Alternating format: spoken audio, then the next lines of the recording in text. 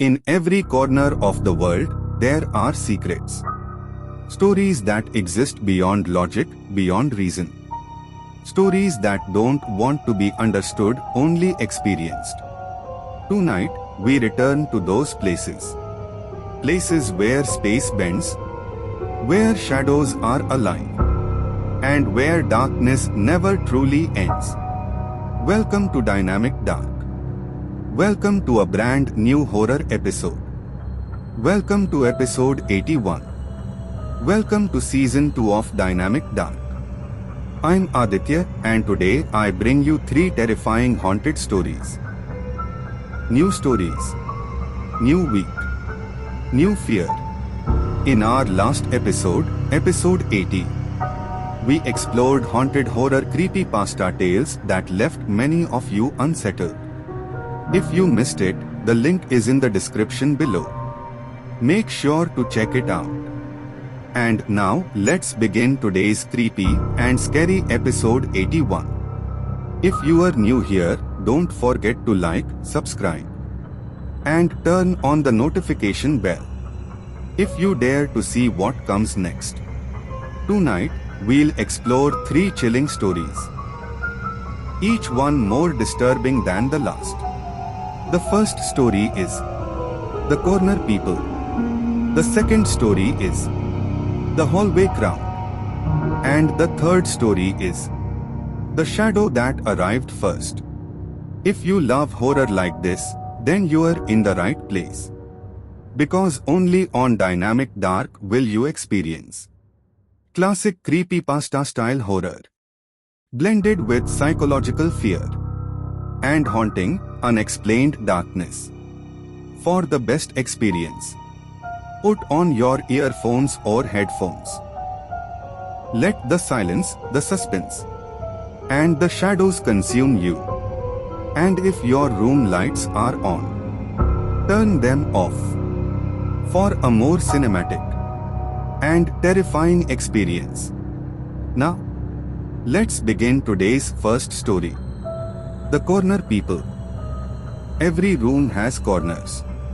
Most people never notice them. At night, I started to. My name is Elliot, and I used to think corners were just empty space. Dead angels. Places where dust gathered and spiders hid. Nothing more. But insomnia changes how you see things. When you lie awake long enough, your eyes stop trusting the dark. The shadows stop behaving the way they're supposed to. And the corners, they stop feeling empty. It started small. A sense of pressure. Like the room was crowded, even when I was alone. I'd sit on my bed and feel watched, not from the doorway, not from the window, but from the edges of the room. The corners. I told myself it was imagination. Everyone sees shapes in darkness. Your brain fills in gaps when it's tired. Still, I began avoiding looking directly at them. Because every time I did, something felt wrong. Not visible. Not clear. Just wrong. One night, I forced myself to stare. The corner across from my bed. The darkest one. At first, there was nothing. Just shadow. Then I realized the shadow was too dark. It wasn't reflecting light. It was swallowing it. Tall. Still. Perfectly fitted inside the corner, like it belonged there. I blinked. The shape didn't disappear. But the room felt smaller. After that night, I started noticing patterns.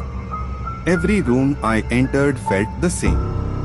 Bedrooms, living rooms, even bathrooms. The corners always felt occupied. Waiting. I tested it. I'd glance quickly, nothing. Look longer, pressure in my chest. Stare too long. My eyes burned, and fear crept in without a reason. Whatever was there didn't move, didn't breathe, didn't blink. It just stood. And the worst part, it didn't feel like it was watching me. It felt like it was measuring the space between us. At first, they were just shapes. Tall, black, still, standing perfectly inside the corners. I'm Elliot, and I thought I was imagining things. Shadows have a way of playing tricks, of stretching unnaturally when your eyes get tired.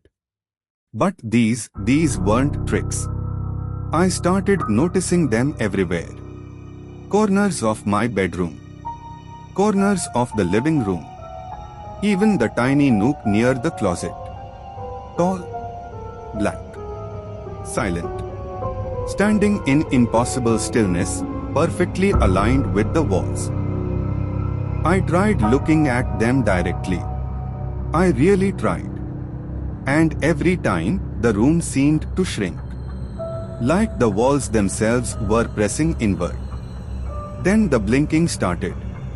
Every time I blinked, the shapes in the corners seemed to shift slightly. Closer, taller, just a little, enough to make me notice that they weren't static. But when I stared, nothing moved. Perfect stillness.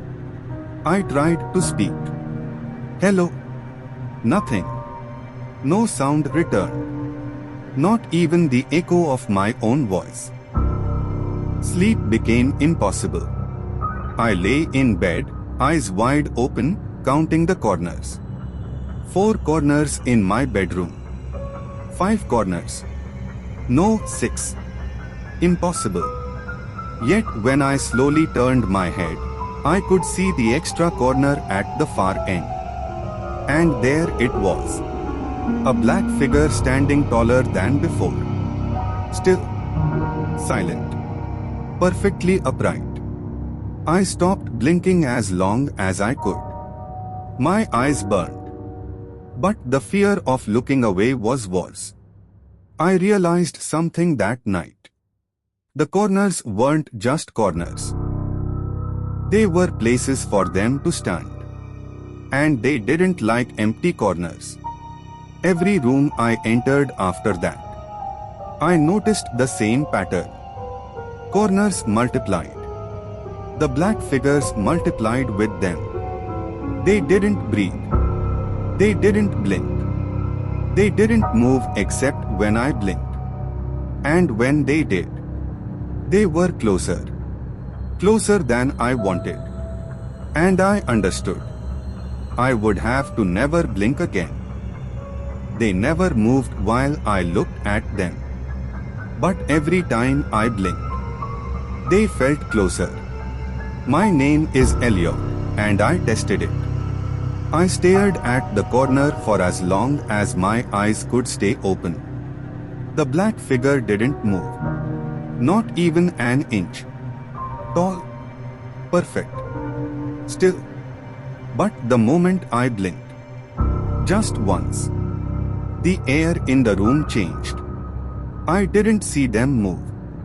There was no motion, no blur, just the sudden certainty that the distance between us was wrong. I measured it. From my bed to the corner. 6 steps. I blinked. 5. I blinked again. 4. My heart started racing. I forced my eyes open. They burned. Tears blurred my vision. But fear kept them open longer than pain ever could. I could feel them now. Not touching me. Not reaching. Just standing closer than before. As if they were following rules I hadn't been told yet. I tried turning my head instead of blinking. Slowly. Carefully. When I looked back, there were more of them. One in every corner. One where corners shouldn't exist. Standing at angles the room was never built to have. The bedroom felt smaller, like it had learned how to fold itself inward. I whispered, "What do you want?" No answer. But the silence grew heavier, dense, pressing against my chest. Then I made a mistake. I rubbed my eyes. When I opened them, the nearest one was close enough that its darkness spilled onto my bed. Not touching, hovering. That's when I understood.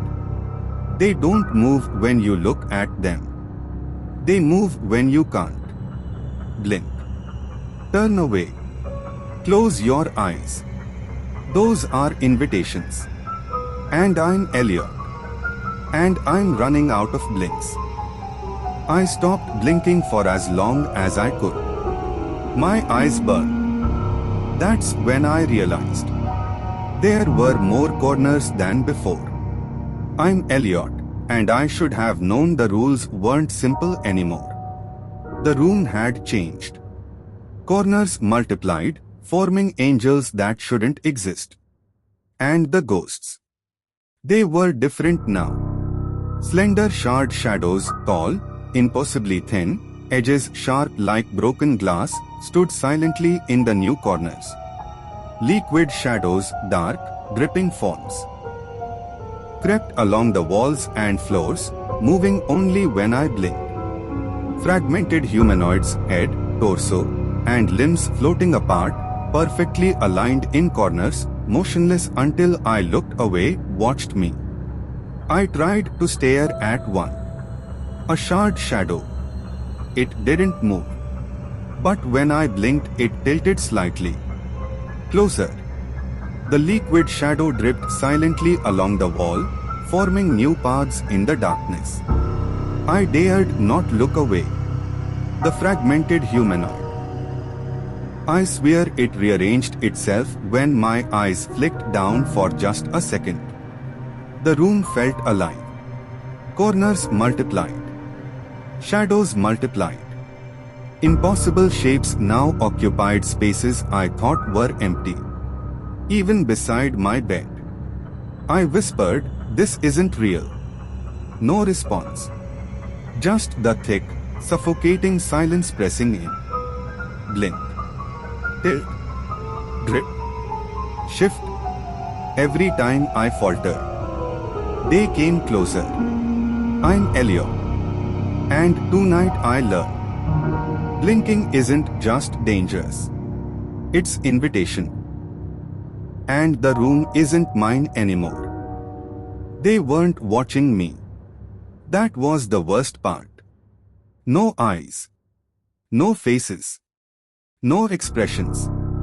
Yet I knew. They were aware of me. Not me exactly. But the space between us. The distance. I realized it slowly. Every time I shifted on the bed. The room didn't react.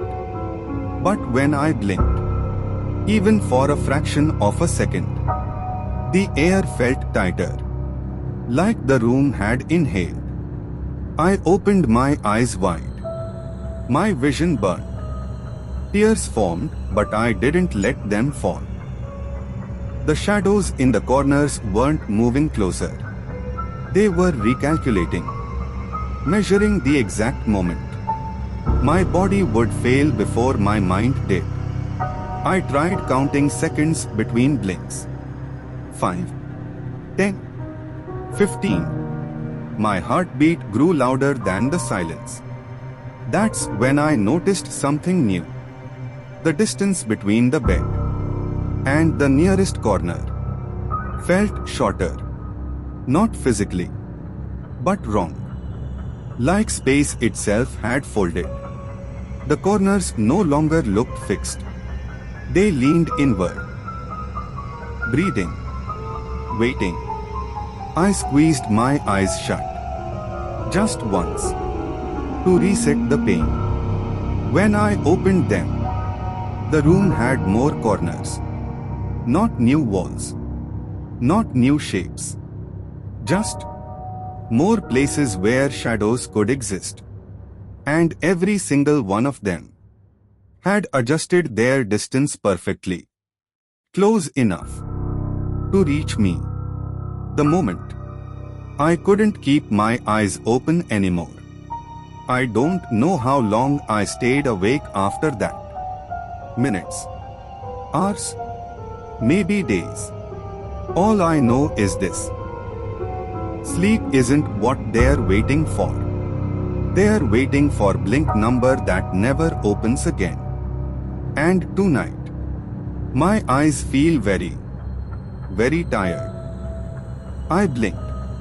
That was all it took. I thought I could control it. I thought I could stay awake, keep my eyes open long enough.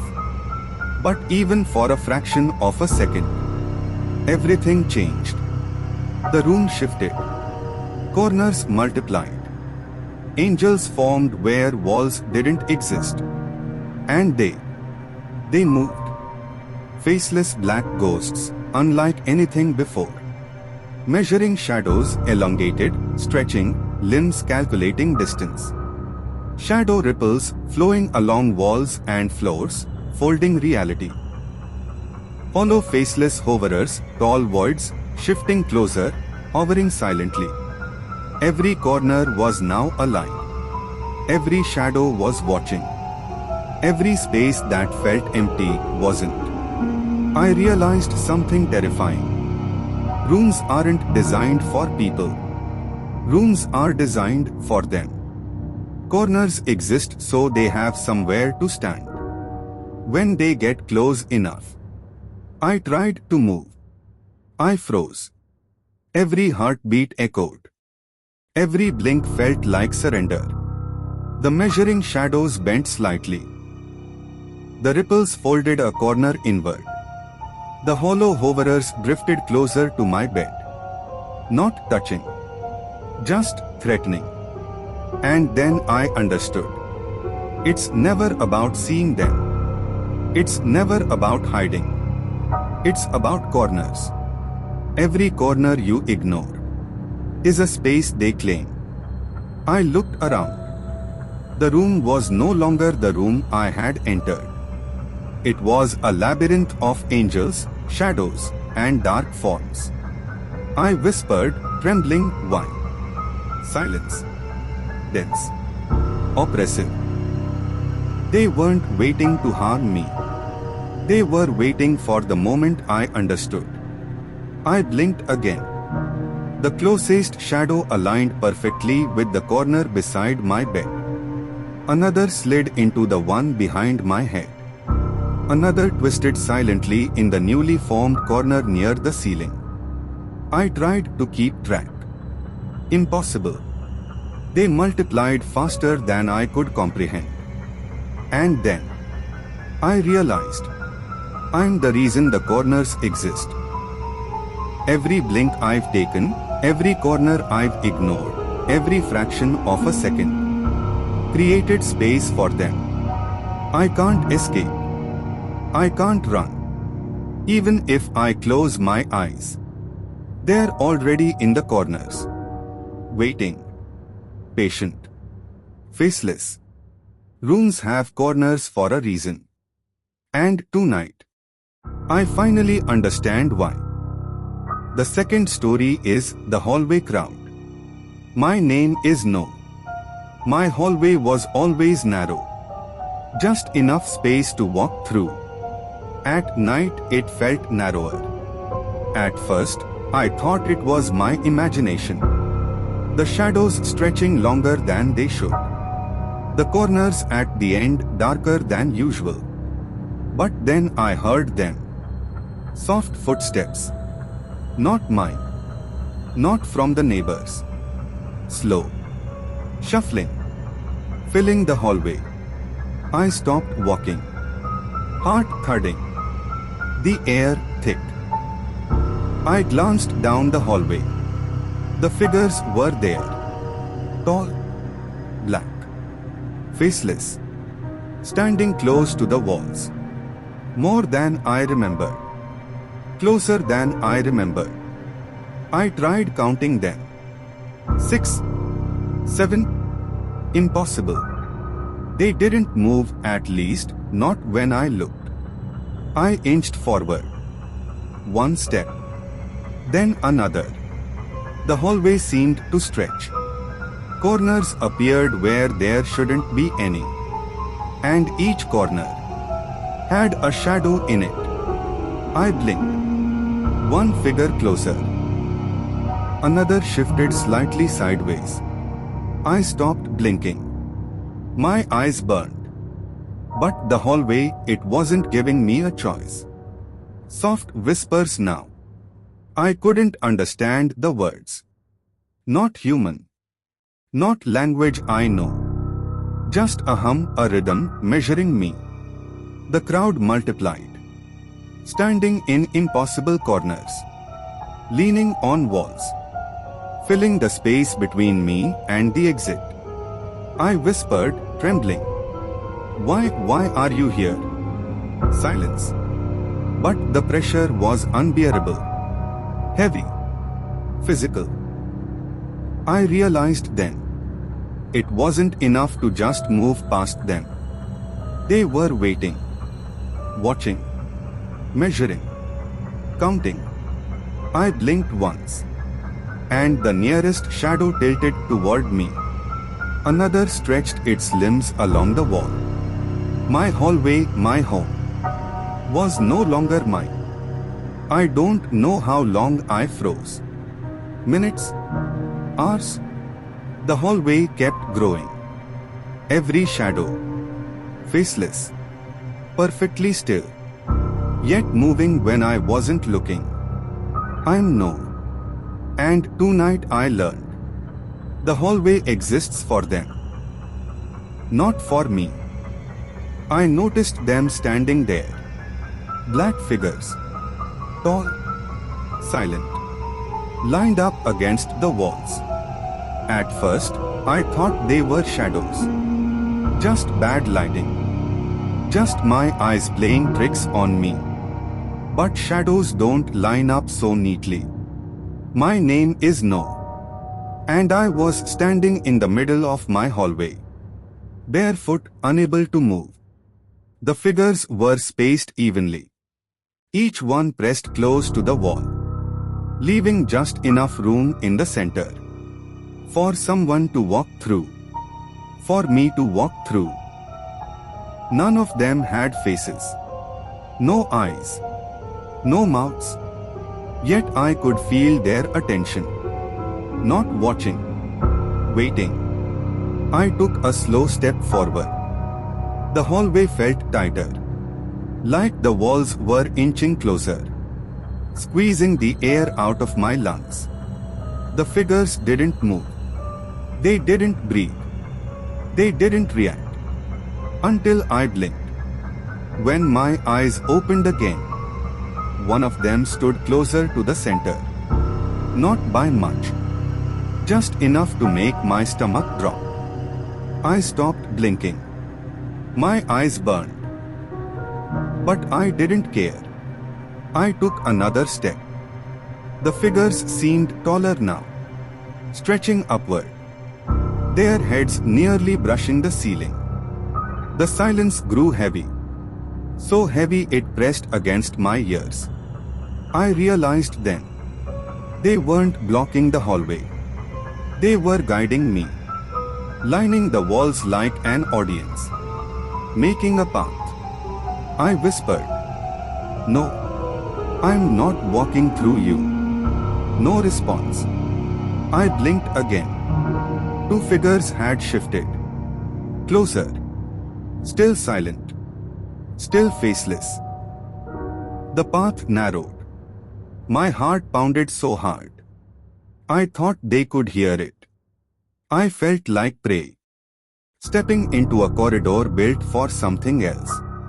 I looked back toward my room. The doorway felt farther away than before. Stretched. Wrong. When I looked forward again, the hallway seemed longer. And the crowd. Larger. More black figures lined the walls. Standing where there had been empty space moments ago. I understood then. The hallway wasn't filling with them. It was making space for them. I'm no. And tonight I learned something terrifying. When black figures line the walls, they aren't blocking your way. They're preparing you to walk through them. They weren't blocking my way. They were making space for me. Every night, the gap grew smaller. My name is No. And I started noticing it after the third night. At first, the hallway felt wide enough. Uncomfortable but passable. Black figures lined the walls. Tall, silent, faceless. They left a clear path down the center. Just enough room for me to walk. But the next night, the path felt tighter. I brushed the wall with my shoulder. Cold. Not like paint. Like skin without warmth. The figures didn't move. They never did when I watched them. But they adjusted. Not closer to me. Closer to each other. As if they were learning. Every night I walked the hallway. The crowd stood more precisely. Perfect spacing. Perfect alignment. The gap shrank by inches. I stopped walking one night. Stood completely still. The pressure hit immediately. Like the hallway wanted me to continue. The walls felt farther apart when I looked away. Closer when I focused. I blinked. The nearest figure leaned inward. Not stepping. Tilting. The gap narrowed. I whispered, "You are not supposed to be here." No reaction. Their presence wasn't aggressive. It was patient. Like a room adjusting furniture to fit a guest. I realized something then. They weren't surrounding me. They weren't hurting me. They were reshaping the hallway around me. Every night, the walls seemed longer. The ceiling higher. The exit farther away. But the space meant for me kept shrinking. I pressed myself forward. Breathing shallow. Heart racing. The figures felt closer now. Not touching. Never touching. Just close enough that I could feel where they would be. If I blinked too long, my shoulders brushed shadow. My arms grazed something solid and cold. Still faceless. Still silent. The worst part. They never rushed. They had time. I understood then. This wasn't happening all at once. It was happening every night. Slow. Measured. Unavoidable. I'm No. And tonight I realized something terrifying. They aren't trying to stop me from walking through the hallway. They're slowly teaching the hallway how much space I actually need. And soon, it won't be enough. None of them breathed. None of them blinked. All of them were facing the same direction. My bedroom door. My name is No. And that's when I realized. The hallway was no longer about me walking through it. It was about where they wanted me to end up. The figures stood perfectly still. Black. Tall. Faceless. Lined along the walls like before. But something was different. Their attention wasn't on me anymore. It was fixed. Focused. Locked onto the door at the end of the hallway. My bedroom. I followed their gaze slowly. My throat dry. The door looked wrong. Not open. Not closed. Just waiting. The hallway felt wider now. Too wide. Like it was giving me space on purpose. I took one careful step backward. Nothing reacted. No shifting. No tightening. They didn't need to guide me anymore. They knew where I was going. I blinked. Every head tilted. Not toward me, but closer to the door. The air changed. Heavy. Pressurized. I whispered, "That's my room." No response. I noticed something else then. The figures weren't facing into the hallway. They were angled slightly inward, like an audience watching a stage. The bedroom door was the stage. My heart started racing.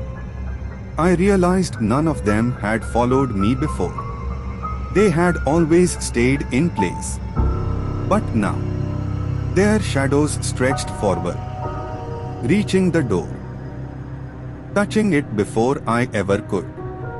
The handle looked darker, thicker, like it had been used too many times by something that wasn't me. I tried to turn away. The hallway wouldn't let me. Not physically, mentally. Every instinct pointed forward. Every step felt rehearsed. I wasn't being chased. I was being directed. I reached the door, my hand shaking inches from the handle. Behind me, the hallway was silent. Too silent. I didn't need to look back to know they hadn't moved. They didn't have to. They had already arranged everything. I understood then. The hallway wasn't narrowing anymore. It wasn't guiding me. It had finished its job. It had delivered me exactly where they wanted me. I'm no. And tonight I learned something I can't forget. When faceless figures stop watching you and start watching the door behind you, it means you were never the destination. You were just the one meant to open it. Last night, I stopped walking. They didn't move, but the hallway did. It shortened. My name is No. And that's when I understood.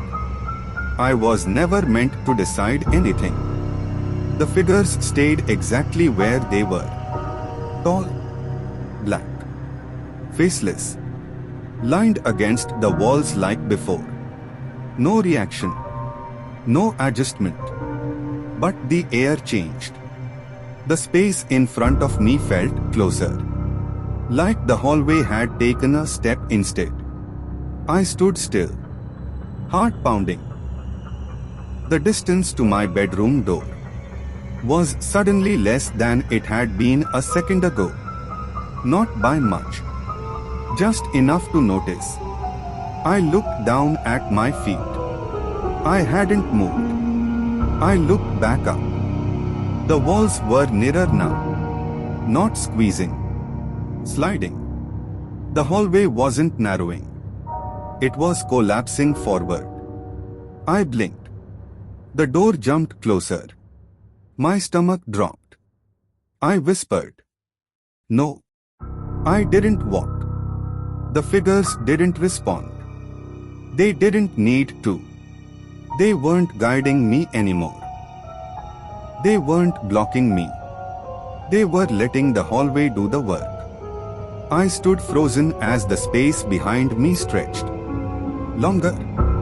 Deeper. Like retreat was being erased. The hallway didn't rush. It shortened slowly, patiently. Every second I didn't move, it corrected the distance, fixing my mistake. I realized something terrifying. Stopping wasn't resistance. It was wrong. The hallway wasn't built for hesitation. It was built for progress. Toward the door. I felt pressure at my back. Not a touch. Just certainty. The figures still hadn't moved. They didn't have to. The hallway was finishing what they started. I'm no. And last night I learned the truth. If you refuse to walk, the hallway will carry you the rest of the way. I finally reached my door. The crowd was behind me now. That's when I realized they weren't waiting for me to pass. They were waiting for me to join them. And the third story is the shadow that arrived first. My name is Even. I noticed it while walking home at night. The street was empty. The lights were dim. Then I saw it. My shadow touched the wall. Before I did, I stopped walking. But the shadow didn't. It kept moving ahead of me, like it knew where I was going. At first, I thought it was just the street lights. They flickered, casting strange patterns. Street lights can play tricks, I told myself. But then, I noticed something. My shadow didn't match my steps. It moved ahead of me. It lingered near the corners of the street, almost like it was waiting. I froze, heart racing, and realized I, Even, was not alone. When I slowed down, it didn't. When I stopped, it kept going. Faceless black ghosts moved silently ahead, twisting and crawling along walls and lamp posts, hovering just above the wet pavement, always staying just out of reach, leading me deeper into the dark street, pulling me forward like they knew where I was going. Large red circle narration 4. It reached the wall and stood upright. No face, no shape, just darkness pretending to be me. Large red circle narration 5. I took a step back. It took a step closer. That's when I realized it wasn't copying me anymore. When I ran, it didn't chase me. No footsteps. No sound behind me. I stopped. My heart didn't. Slowly, I turned around. The street was empty. Too empty. Street lights flickered, like they were scared to stay on. Then I saw it. Not in front of me. Not behind me. But on the ground. Right where my shadow should be. Something else was standing. Perfectly still. Waiting. Like it knew I would come back to it. On my own. So that was the end of episode 81 of Dynamic Dark.